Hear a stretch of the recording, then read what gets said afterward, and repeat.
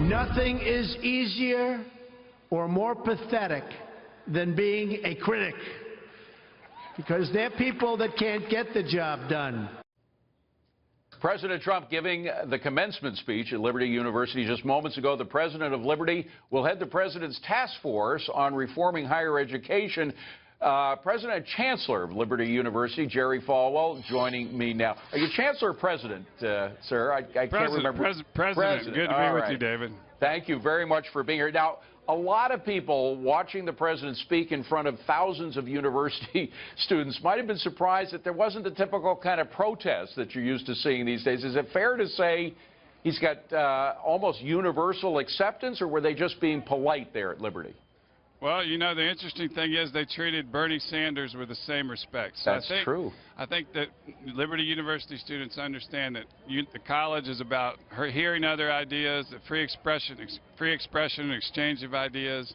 And unfortunately, a lot of colleges have gotten away from that. And if somebody comes in who the students don't agree with, they're either disinvited or booed or hissed. And I think we've got to get back to where there's civility and the students learn from both sides. Well, you know, I remember watching on television, because I wasn't there, but the Oxford Debating Society, where people with vastly different, you know, to have communists and capitalists face squaring off together. And as you mentioned, your university has actually had a very fine and respectful reception for socialist Bernie Sanders. So it is possible. Now, you were just put on this task force to study higher education. Are you going to learn, are you going to try to present ideas about how to fix that?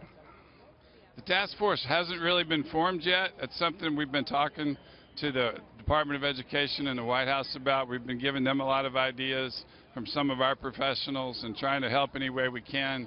And I just don't know the timing of when there will be a task force, but we are definitely engaged in helping every way we can.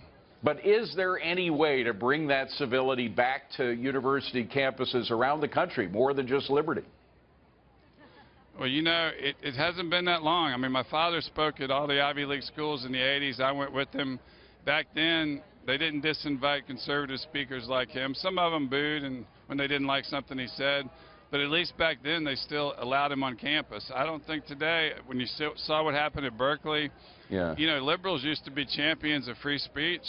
And at many major universities, the tables have turned, and they've become more authoritarian and more, hate to say it, but fascist. And it's just, we've got to get back to respecting, you know, whether we agree with somebody or not, we die to defend their right to say it. And so I don't hear liberals saying that anymore. Well, and you know, it happens not only to speakers on campus, but of course to a lot of people that have been appointed by the Trump administration, including Betsy DeVos, the education secretary.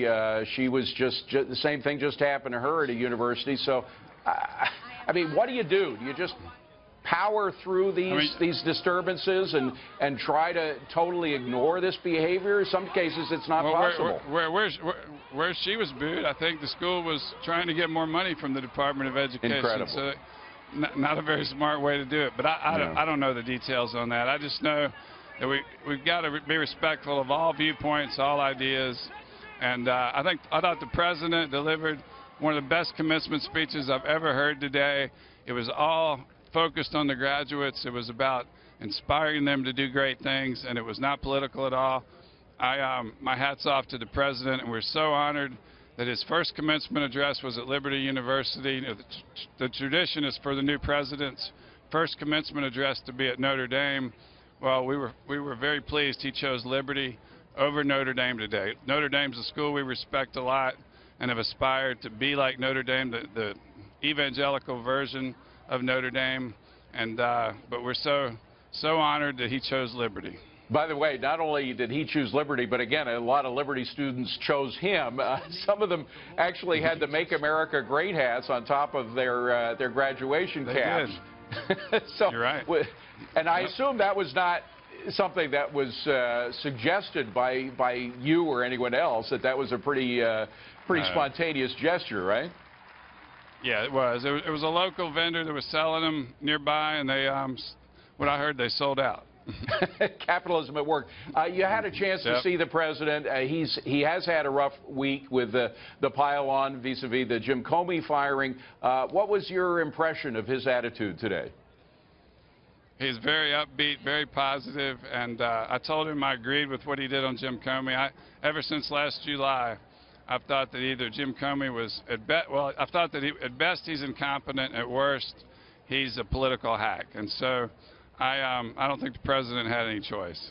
And as far as the president saying, look, this is all noise, I'm able to carry on with the presidential duties.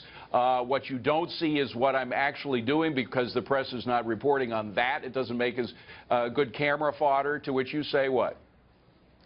Well, when I introduced him today, I went through a long list of things that he's done in the last 120 days that have benefited people of faith, and I can't think of another president, Republican or Democrat, who's ever done as much for people of faith in 120 days than Donald Trump.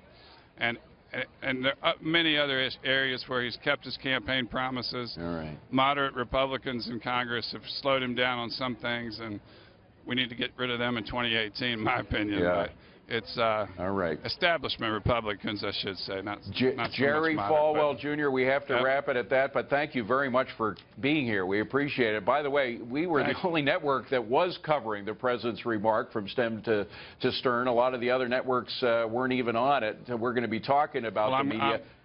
We very much appreciate it, and I'm glad for your people that the rain blew out at 3 o'clock this morning, and it was a beautiful day, so they didn't have to stand here in the rain and cover it. All right. Well, I understand at least over 50,000 people. Our record before today was 38,000. Big group of people. Big group of people. Jerry Falwell Jr., thank you very much for being here. We really appreciate it. Thank you, David.